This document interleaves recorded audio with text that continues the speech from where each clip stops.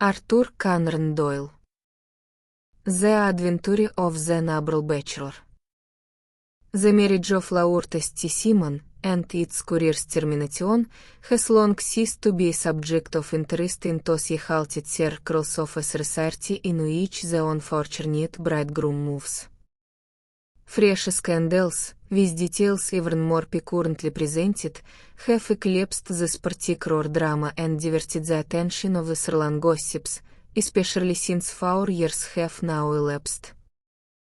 However, as I have reason to believe that many of the facts have never reached the general public, and since the matter was cleared up chiefly through the efforts of my friend Sherlock Holmes, I feel that my reminiscences of him would be incomplete without a brief sketch of this singular episode.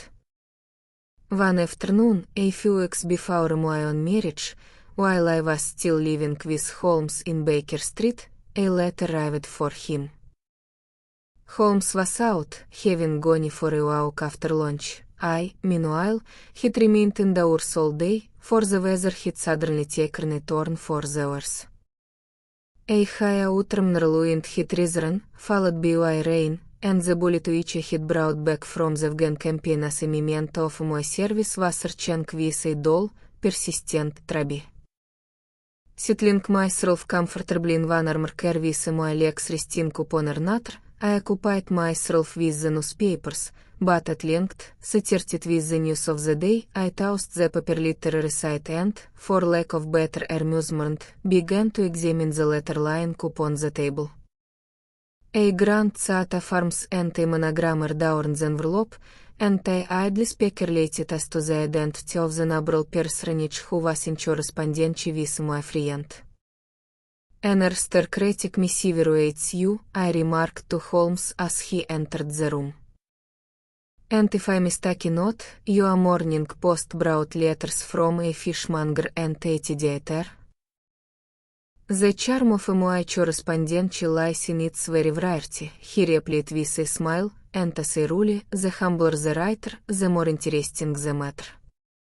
This, however, strikes me as one of those tedious formal invitations which either drive one to boredom or compel one to resort to a falsehood." He broke the seal and glanced rapidly over the contents. "No, indeed. This might prove to be something quite interesting after all." "Then it is not an invitation?" "No, it is strictly business. And from a noble client? From one of the highest in England. My dear fellow, I congratulate you. I assure you, Watson, and believe me, I am not posing, that the social status of my client matters far less to me than the interest of his case. This one, however, may well prove to be curious. You have been reading the papers quite diligently of late, have you not?" "As you can see," I answered ruefully, pointing to the heap of newspapers in the corner. "I had nothing better to do." "That is most fortunate. In that case, you can inform me. I read nothing myself, save the criminal news and the agony columns. One finds such instructive things there. Now, if you have followed the recent events, you must have read about Lord Street Simon and his wedding." "Oh, yes, with the greatest interest." "Excellent. I have here a letter from Lord Street Simon. I shall read it to you, and while I do so, you will look through those papers again and pick out everything that bears upon the matter. This is what he writes. "Dear Mr. Sherlock Holmes, Lord Backwater tells me that I may implicitly rely upon your judgment and your discretion. I have, therefore, determined to seek your advice regarding a most distressing event which has occurred in connection with my wedding. Mr. Lestrade, of Scotland Yard, is already engaged upon the case, but he assures me that he has no objection to your cooperation and even considers that it might be of service. I shall call upon you at 4 o'clock, and I trust that, in view of the extreme importance of the matter, you will put aside any other appointments you may have made for that time. Yours faithfully, Robert Street Simon." It is dated from Grosvenor Mansions and written with a quill pen, and the noble lord has had the misfortune to smear his ink upon the outer side of his right little finger, Holmes remarked as he folded the letter. "He says he will be here at 4. It is now 3. He will be with us in an hour. Then I have just enough time, with your assistance, to look into the circumstances. Arrange the papers in chronological order, while I see what our client's background may be." He took down a thick, red-covered volume from the shelf where his books of reference stood. "Here he is," said Holmes, settling into his chair and opening the book upon his knee. "Robert Walsingham de Vere Street Simon, second son of the Duke of Balmoral. Arms, azure, 3 caltrops in chief over a fast sermon. Born in 1846. He is 41 years of age, a mature enough time for marriage. He was undersecretary for the colonies in a late administration. The Duke, his father, was at one time foreign secretary. They inherit Plantagenet blood by the direct line and Tudor on the distaff side. Well, this tells us nothing. I trust, Watson, that you have something more substantial to offer." "I had no difficulty in finding the material," said I. "The events are so recent and so singular that they caught my attention at once. I only refrained from mentioning them because you were engaged upon some investigation, and I know how you dislike being distracted." "Ah, you mean that trifling matter of the furniture van in Grosvenor Square? That is quite cleared up. Indeed, it was obvious from the very first. Now, tell me what you have unearthed." "Here is the first notice. It appeared some weeks ago in the Morning Post under the social events column. A marriage has been arranged and will shortly take place between Lord Robert St. Simon, second son of the Duke of Balmoral, and Miss Hatty Doran, the only daughter of Aloysius Doran, Esq., of San Francisco, California, USA. "Short and to the point," remarked Holmes, stretching his long, thin legs toward the fire. That same week, there was a longer paragraph in one of the society papers. "Ah, here it is. A law for the protection of our marriage market will soon be needed, for the principle of free trade now prevailing is telling most heavily against our home produce. The sway over the scions of Great Britain's noble families is passing into the hands of our fair cousins across the Atlantic.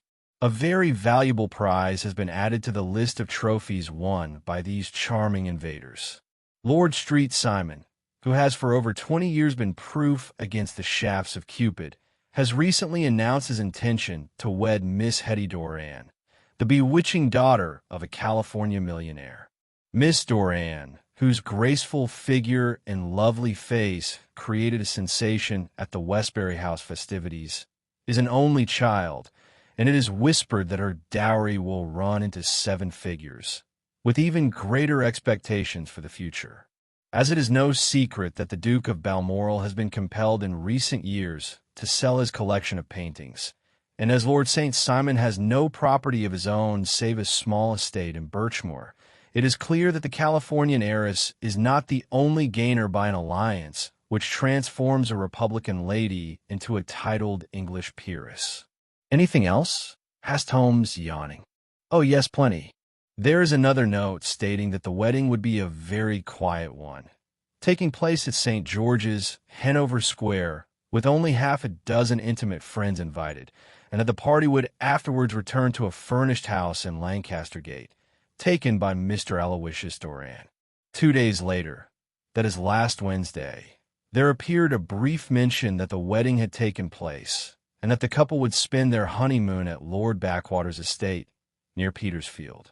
Those are all the notices that appeared before the disappearance of the bride." "Before the what?" asked Holmes, starting from his chair. "The disappearance of the bride," I repeated. "When did she disappear, then?" "During the wedding breakfast." "Indeed, this is much more interesting. Most dramatic. Yes, it struck me as being somewhat out of the common. Women frequently vanish before the ceremony, and sometimes during the honeymoon, but I cannot recall any case where the disappearance was quite so instantaneous. Pray tell me the details. I must warn you that they are far from complete." "Well, Perhaps we may manage to complete them ourselves.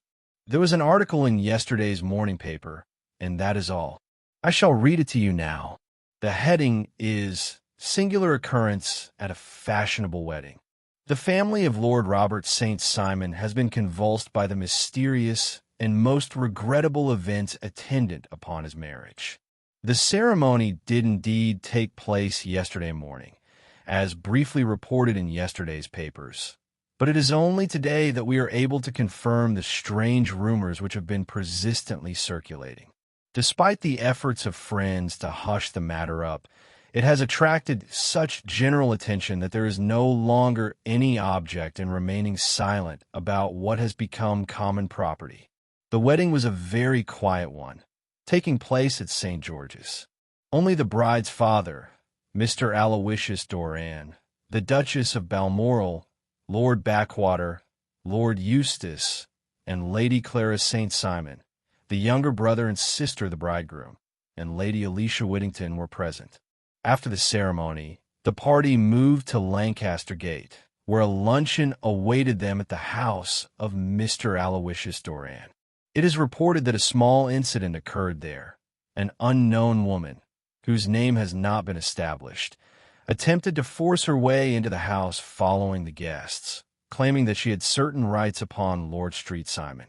It was only after a prolonged and painful scene that the butler and footman succeeded in ejecting the person. The bride, fortunately, had entered the house before this unpleasant intrusion. She sat down to luncheon with the others, but soon complained of a sudden indisposition and retired to her room. As she did not reappear, the guests began to express their wonder.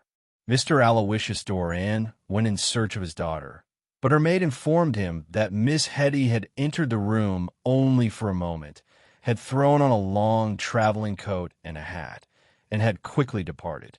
One of the footmen confirmed that a lady in a coat and hat had indeed left the house, but he could by no means recognize her as his mistress, being convinced that she was at that moment sitting at the table with the guests. Upon ascertaining that his daughter had vanished, Mr. Aloysius Doran at once proceeded with the bridegroom to the police, and energetic inquiries have been set on foot, which will probably soon throw light upon this extraordinary event. As yet, however, the whereabouts of the missing lady are unknown. Rumors are rife of blackmail, and the woman who sought Lord St. Simon has been arrested, for the police suppose that from jealousy or some other motive she may be implicated in the mysterious disappearance of the bride. And is that all? There is another notice in a different morning paper. Perhaps it will give you something more. What is it about? That Miss Flora Miller, the cause of the scandal, has indeed been arrested. It appears that she was formerly a dancer at the Allegro and had been an acquaintance of Lord St. Simon for several years. There are no other details, so you now know all that has been printed about the case. The matter seems to me to be extremely interesting. I should have been very sorry to have missed it. But there is a ring, Watson. It is past 4. No doubt it is our noble client. Do not dream of going. I may need a witness, if only in case I should forget anything. Lord Robert St. Simon, announced our young page, throwing open the door. A gentleman entered with pleasant, refined features, pale, with a large nose, a somewhat haughty mouth, and a steady, open gaze, the look of a man whose fortunate lot it has been to command and to find obedience. His movements were light and active, but a certain stoop and a way of bending his knees as he walked made him appear older than his years. His hair was grizzled at the temples, and when he removed his curved-brimmed hat, it was found to be very thin upon the crown. His costume was the acme of elegance, bordering upon dandyism, a high-starched collar, a black frock coat with a white waistcoat, yellow gloves, patent leather boots, and light-colored gaiters. He walked slowly into the room and looked about him, nervously twirling the cord of a golden lorgnette. "Good day, Lord St. Simon," said Holmes kindly, rising to meet his visitor. "Pray take this basket chair." This is my friend and colleague, Dr. Watson. Draw up a little closer to the fire, and we shall talk over your case, which is as painful as it could possibly be to me, Mr. Holmes. I am quite shocked. You have doubtless often conducted cases of a delicate nature, sir, but I can hardly imagine that your clients have belonged to the same class of society as that to which I belong. Yes, you are right. It is a step down for me. I beg your pardon? My last client in a case of this kind was a king. Indeed, I was not aware. And which king was it? The king of Scandinavia. What? Had he lost his wife too? You will understand, said Holmes in his most courteous tones, that I extend to all my clients the same secrecy which I promised to you. Of course, of course. You are quite right. I beg your pardon. As for my case, I am ready to give you any information which may help you to form an opinion as to what has occurred. Thank you. I have already read what was in the newspapers, but I know nothing more. I suppose we may take their reports as being correct. For instance, this notice about the disappearance of the bride. Lord Street Simon glanced over the notice. Yes, it is more or less correct. But in order to come to a definite conclusion, I shall need a number of additional facts. It would be best, perhaps, if I were to ask you a few questions. I am at your service. When did you first meet Miss Hatty Doran? A year ago, in San Francisco. Were you traveling in the United States? I was. Were you engaged to her then? No. But you were suing for her hand? I enjoyed her society, and I made no secret of it. Is her father very rich? He is considered to be the richest man on the Pacific coast. And how did he make his money? In mining. A few years ago, he had nothing.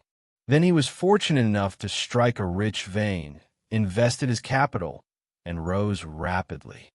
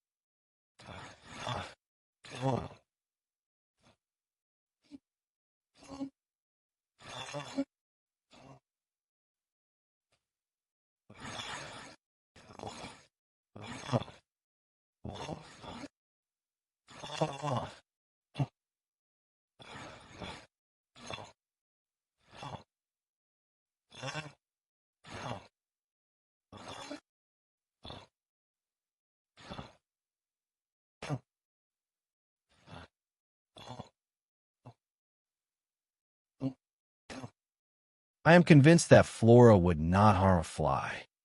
Yet jealousy can at times utterly transform a person's character. Tell me, how do you yourself account for what has happened? I did not come here to offer explanations, but rather to seek one from you. I have placed all the facts at your disposal. However, since you asked for my view, I may say that I allow for the possibility that the excitement attendant upon so vast a change in her fortune and social station may have brought on a slight nervous derangement. In short, you believe she has suddenly lost her reason? If you will, when I consider that she could cast aside, not myself, no, but all that so many other women have sighed for in vain, I find it difficult to arrive at any other conclusion. Well, that is certainly a most plausible hypothesis, Holmes remarked with a smile. Now, Lord St. Simon, I believe I have nearly all the information I require. Pray tell me one thing. As you sat at the wedding breakfast, could you see through the window what was passing in the street? We could see the opposite pavement and the park. Excellent. Then I do not think I need detain you any longer. I shall communicate with you. I only trust that you may be successful in solving this mystery, said our client, rising from his seat. I have already solved it. What? I beg your pardon? I said that I have already solved it. Then where is my wife? It is a question which I shall very soon be in a position to answer. Lord St. Simon frowned. I fear, he remarked, that this business will prove a match for wiser heads than yours or mine. And with a ceremonious bow, he withdrew with great dignity. Sherlock Holmes laughed. Lord St. Simon has done my head a great honor by placing it on a level with his own. You know, Watson, I should quite enjoy a whiskey and soda and a cigar after this protracted cross-examination. My conclusion upon the case was formed even before our client entered the room. Surely not, Holmes. I have notes of several similar cases, though, as I told you, none quite so instantaneous. My talk with Lord St. Simon has turned my conjectures into a certainty. Circumstantial evidence is occasionally very convincing, as when you find a trout in the milk, to quote Thoreau. But, Holmes, I was present throughout the conversation and heard exactly what you heard. True, but you lack the knowledge of those previous cases which served me so well. A very similar thing happened some years ago in Aberdeen, and something much like it in Munich the year after the Franco-Prussian War. This case. Here is Lestrade. Good day, Lestrade. You will find the wine upon the sideboard and the cigars in the box.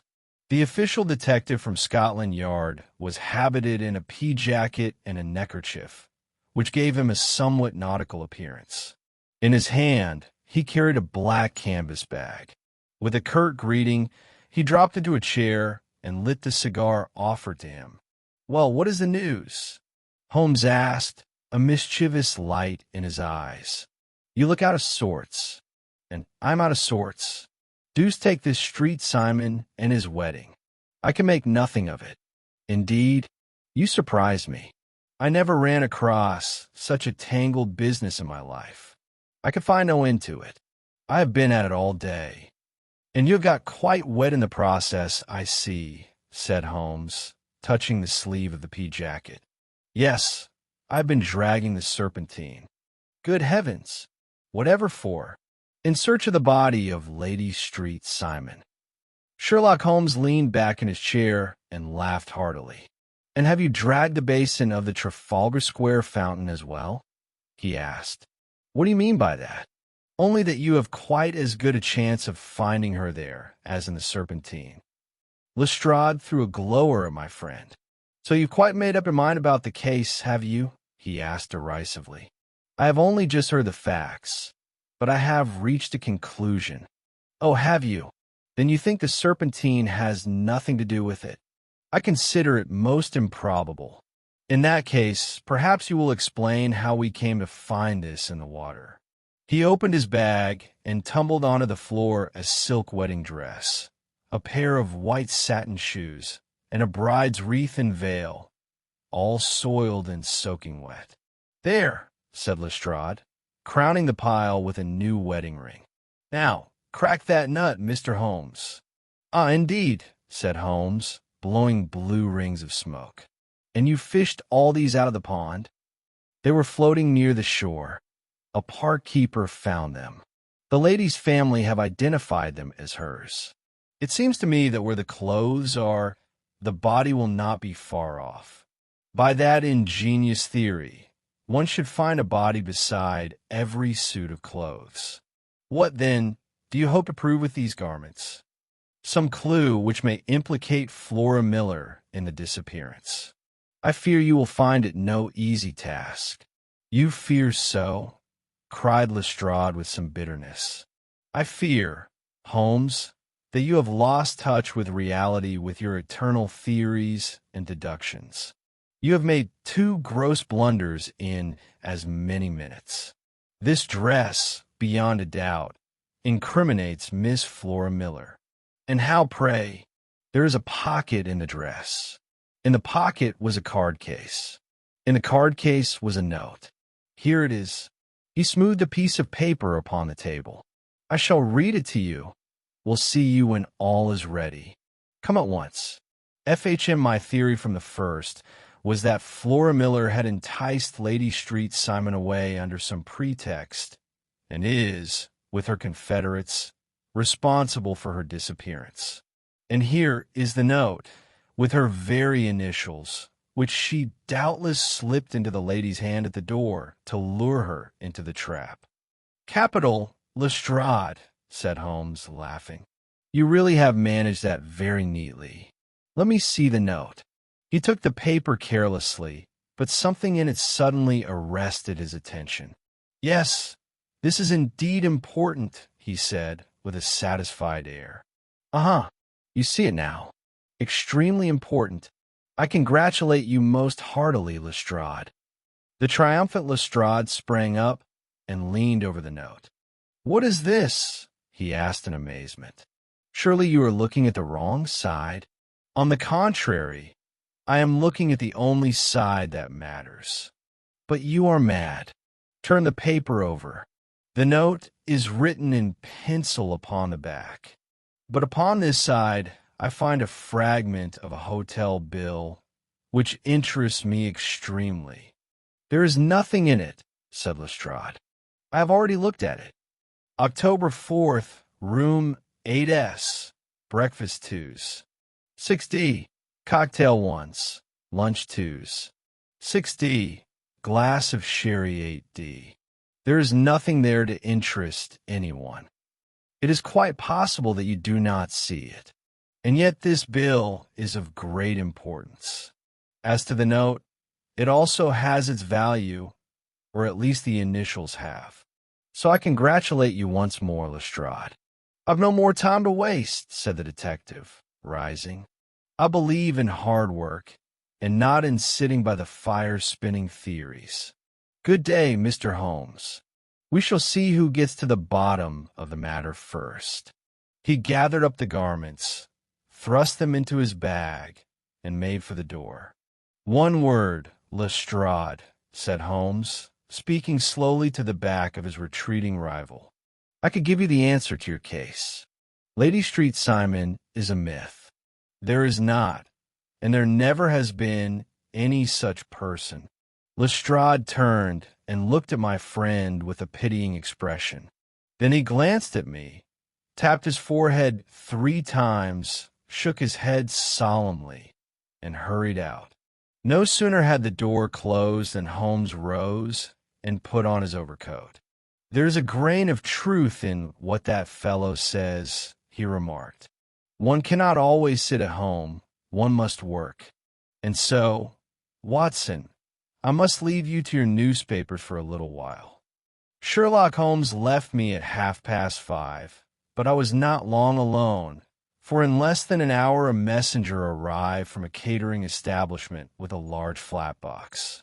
With the help of a youth who accompanied him, he unpacked it, and to my great astonishment, a most luxurious cold supper began to appear upon the humble dining table of our lodgings.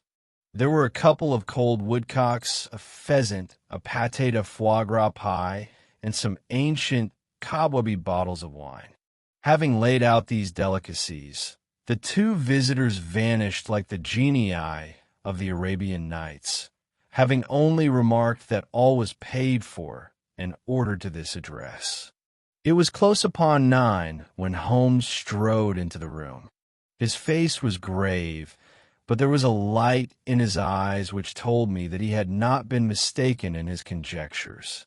"Ah, I see the supper is ready," said he, rubbing his hands. "You're expecting guests, then?" "They have laid for 5.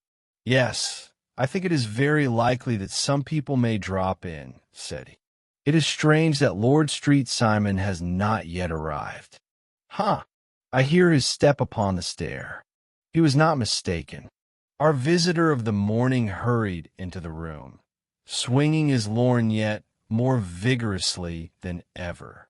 His aristocratic face wore an expression of the utmost consternation. "My messenger found you at home, then?" Holmes asked. "Yes, but I must confess that the contents of the letter amazed me beyond all measure." "Have you proof of what you state?" "I have the very best of proof." Lord Street Simon sank into a chair and passed his hand over his forehead. "What will the Duke say?" he murmured. "What will he say when he hears of the humiliation that has been brought upon a member of his family? But it is a mere accident. I cannot see that there is anything humiliating in it. Ah, you look at these things from another standpoint. I fail to see that anyone is to blame. It seems to me that the lady could hardly have acted otherwise. She was, perhaps, a little over-hasty, but she has no mother to advise her in such a crisis." "It is an insult, sir, a public insult," said Lord St. Simon, drumming his fingers upon the table. "You must make allowance for the extraordinary position of the poor young lady." "I make no allowance. I am very much ill-used. I am quite beside myself." "I think that is the bell," said Holmes. "Yes, I hear footsteps upon the landing. If I cannot persuade you, Lord St. Simon, to take a more lenient view of the matter, perhaps I had better leave you in the hands of the advocates whom I have called in." He threw open the door and ushered in a lady and a gentleman. "Lord Street Simon," said he, "allow me to introduce you to Mr. and Mrs. Francis Hamilton. The lady, I think, you have met before." At the sight of these newcomers our client had sprung from his seat. He stood erect, his eyes cast down and his hand thrust into the breast of his frock coat, a picture of offended dignity. The lady had run forward to him and had held out her hand, but he still refused to raise his eyes. It was as well for his resolution, perhaps, for her pleading face was one which it was very hard to resist. "You're angry, Robert?" said she. "Well, I guess you have every cause to be. Pray make no apologies to me," said Lord St. Simon bitterly. "Oh, I know I've treated you real bad, and that I should have spoken to you before I went, but I was kind of rattled, and from the moment I saw Frank, I hardly knew what I was saying or doing. I only wonder I didn't faint right away before the altar." "Perhaps, madam," said Holmes, "it would be better if my friend and I were to retire while you explain this matter to Lord Street Simon." "If I may give an opinion," said the gentleman, "I think we've had enough of secrecy. For my part, I'd like all Europe and America to hear the rights of this." He was a small, wiry, sunburnt young man, with a clean-cut face and alert movements. "Very well, then, I'll tell the story," said the lady. "Frank and I met in '81 in McQuire's camp near the Rockies where Pa was working a claim. We were engaged to each other, but then one day Pa struck it rich and became a wealthy man, while poor Frank's claim pined away until it gave out altogether. The richer Pa grew, the poorer was Frank. So at last Pa wouldn't hear of our engagement, and he took me away to Frisco. But Frank wasn't to be bucked. He followed me to Frisco, and we saw each other without Pa knowing anything about it. He'd have been mad if he had known, so we just fixed it up for ourselves. Frank said that he would go away and make his own fortune, and that he would only come back for me when he had as much money as Pa.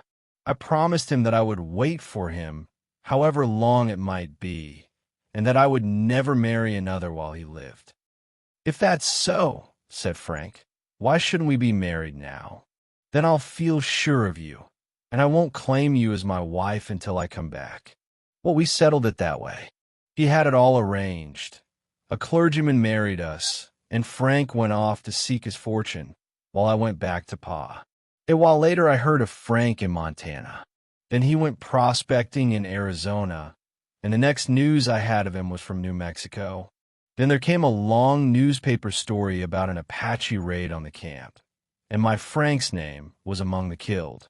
I fainted dead away, and I was very sick for months after. Pa thought I had a decline, and he took me to every doctor in Frisco. For over a year, I never heard a word from Frank, and I was as certain he was dead as I could be. Then Lord Street Simon came to Frisco, and we came to London, and the marriage was arranged, and Pa was very pleased. But I felt all the time that no man on earth could ever take the place in my heart that I had given to my Frank. Still, if I had married Lord St. Simon, I would have done my duty by him. We can't command our love, but we can command our actions. I went to the altar with him with the full intention of being a good wife to him, as far as was in me. But you may imagine what I felt when, just as I came to the high altar, I looked round and saw Frank standing in the first row of pews and looking straight at me. I thought at first it was his ghost, but when I looked again, there he was still, with a kind of question in his eyes as to whether I were glad or sorry to see him. I wonder I didn't drop on the floor. Everything was swimming round me, and the words of the clergyman were just like the buzzing of a bee in my ears. I didn't know what to do. Should I stop the service and make a scene in the church? I looked at him again, and he seemed to know what I was thinking, for he raised his finger to his lips to tell me to be still. Then I saw him writing on a scrap of paper, and I knew that he meant me to have it. As I passed him on my way out, I dropped my bouquet, and he, in handing it back, managed to slip the paper into my hand. It was only a line or two, asking me to join him when he made the signal. I had no doubt then, of course, that my first duty was to him, and that I must do just whatever he might suggest. When I got back, I told my maid, who had known Frank in California and was fond of him. I ordered her to say nothing, but to pack a few things and have my ulster ready. I know I ought to have spoken to Lord St. Simon, but it was so hard before his mother and all those great people. I made up my mind to run away and explain afterwards. I hadn't been at table 10 minutes when I saw Frank out of the window of the opposite side of the road. He beckoned to me and then walked off towards the park. I slipped out, put on my things, and followed him. Some woman came up to me in the street and began to tell me something about Lord Street Simon. I heard enough to know that he, too, had a secret of his own before he married me. However, I managed to get away from her and soon overtook Frank. We got into a cab and drove to Gordon Square, where he had taken lodgings, and there was my true wedding after all those years of waiting. Frank had been a prisoner among the Apaches, had escaped, came on to Frisco, found that I had given him up for dead and had gone to England, followed me here, and had come upon me at last at the very moment of my second wedding. I saw it in the papers, explained the American. It gave the name of the church, but not where the lady lived. Then we had a consultation as to what we should do, and Frank was all for openness, but I was so ashamed of it all that I felt as if I should like to vanish away and never see any of them again, just sending a line to Pa, perhaps to show him that I was alive. It was awful to me to think of all those lords and ladies sitting round that breakfast table and waiting for me to come back. So Frank took my wedding clothes and things and made a bundle of them, so that I should not be traced, and dropped them away where he thought they would never be found. It is likely that we should have gone on to Paris tomorrow, only that this good gentleman, Mr. Holmes, came to us this evening, though how he found us is more than I can imagine, and he showed us very clearly and kindly that I was wrong and that Frank was right, and that we should be putting ourselves in the wrong if we were so secret. Then he offered to give us a chance of talking to Lord Street Simon alone, and so we came right away at once to his rooms at Gordon Square.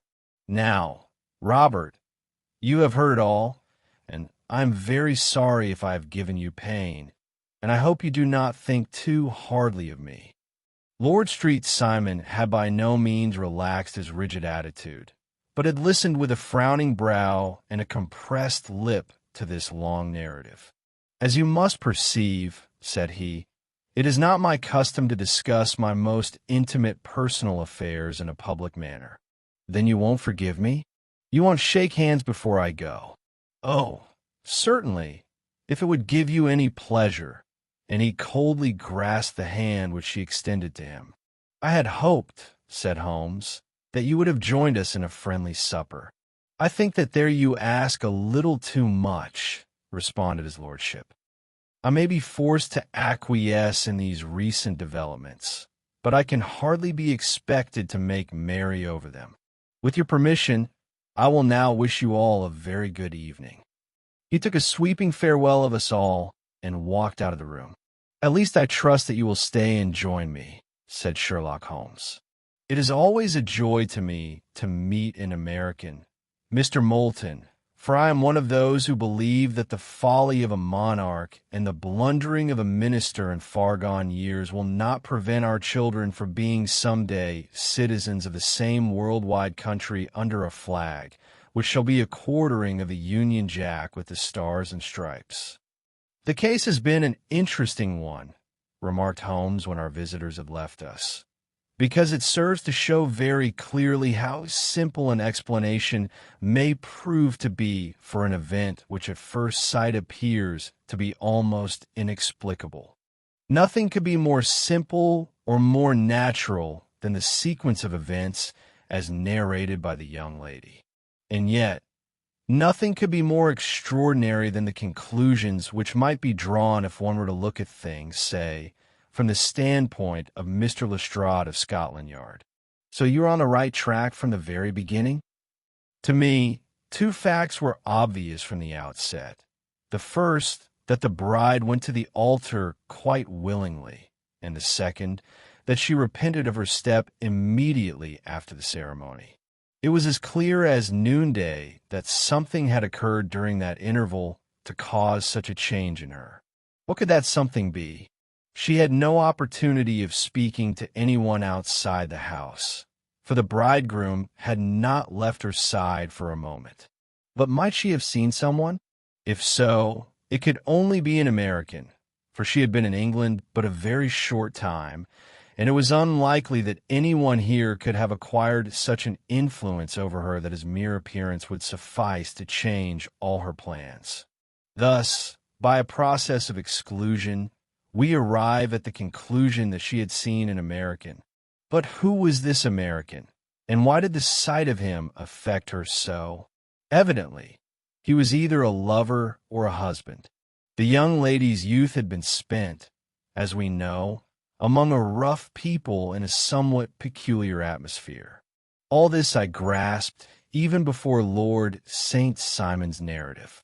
When he informed us of the man seen in the church, of the bride's change of manner towards himself, of the dropped bouquet, a time-honored method of receiving a note, of the conversation with the confidential maid, and the significant allusion to the claim-jumping, which in the language of the miners signifies an encroachment upon that which another has already possessed, the whole matter became perfectly clear. She had eloped with a man, and that man was either her lover or her husband. the latter being the more probable. But by what miracle did you manage to find them? That might have been a trifle difficult, but my friend Lestrade, without knowing it, was in possession of the most valuable information. The initials were, of course, of great importance, but it was even more vital to know that during that very week a man with those initials had been staying at one of the premier London hotels. And how did you determine it was one of the best? Quite simply, by the prices. 8 shillings for a room and 8 pence for a glass of sherry are only to be found in first-class hotels, and of those, there are not many in London. In the second hotel which I visited, in Northumberland Avenue, I found from the guest book that a Mr. Francis H. Moulton of America had left only the day before.